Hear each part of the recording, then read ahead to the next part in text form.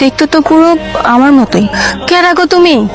উনি আমার কতবার কইছে, আমি তো বিশ্বাস করিনি। এখন দিয়ে আসলে পুরো আমার মতন দেখতে তুমি। রিবা দেখো, আমি তোমাদেরকে আগেই বলেছি যে তোমরা দেখতে অবিকল একই রকম, কিন্তু তোমরা কেউ আমাকে বিশ্বাস করোনি। এবার দেখো, তুমি নিজেরাই দেখো। হতে পারে আমার সাথে ফেসের মিল আছে, কিন্তু ও কোথায় আর আমি কোথায়? সামান্য একটা বস্তির মেয়ে, বস্তির মতন দেখতে। আচ্ছা বলো তো, তুমি আমাকে বিয়ে করবে না? বিয়ে করবো মানে? উনি তো আমারে বিয়ে করতে চায়। উনি তো কইছে আমার বাপের কাছে নাকি বিয়ের প্রস্তাব বাড়াইবো। সামান্য 2 টাকা তোমার বস্তিতে থেকে তুই বড়লোক ঘরের বউ হওয়ার স্বপ্ন দেখছিস? মোটেও স্বপ্ন দেখছে না, আর আমি বিয়ে ওকেই করবো, সত্যি সত্যি বিয়ে করবো। তার থেকে বড় বিষয় হচ্ছে তোমাদের দুইজনের পরিচয়টা জানা, এটা সবচেয়ে জরুরি এখন। ও তো সামান্য একটা বস্তির মেয়ে, ওর স্ট্যাটাসের সাথে কি আমার স্ট্যাটাস যায় নাকি? দেখো, কে কোন স্টেটাস থেকে বড় হয়েছে এগুলো ভেবে না আমার এই সময় নষ্ট করার একদমই সময় নেই। তোমাদের বাবাদের সাথে একটু আলাদাভাবে কথা বলো, তাহলে উত্তরটা পেয়ে যাবে। আমার বাবাকে জিজ্ঞেস করতে হবে না, উত্তর আমার জানা আছে। তোমার বাবাকে একটু জিজ্ঞেস করো, তাহলে আমরা উত্তরটা পেয়ে যাবো। আমাকে এখান থেকে এখনই বাসায় নিয়ে চলো, নাকি আমি একাই চলে যাবো? না না না, আমি তোমাকে নিয়ে যাচ্ছি। ভালো থাকো, আমরা বাসে চলে যাচ্ছি।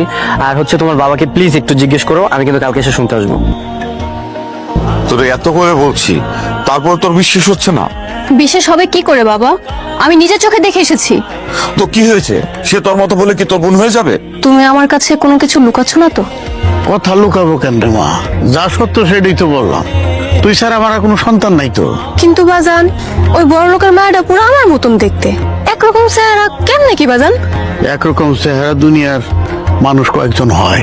আমার কেন জানি কোনো কিছু বিষয় হইতেছে না। তোমার মাথায় হাত রেখা কও তো যে আমার কোনো জমজ বোন নাই। তোর মাথায় হাত দিয়ে বলতেছি, তুই একমাত্র তোর মার সন্তান, আমি তোর বাবা। ওই মেয়েটা কে বাবা? যা আবার হইছে, মাথার থেকে গেলে যারাই ফেলাই দিয়ে, খালি চিন্তা কর।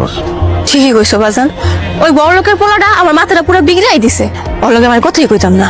একটা না একটা ঝামেলা তো আছে। একই রকম মানুষ দুইজন হওয়া শুধুমাত্র সমজ হলেই সম্ভব। এটা আমাকে যেভাবেই হোক খুঁজে বের করতে হবে।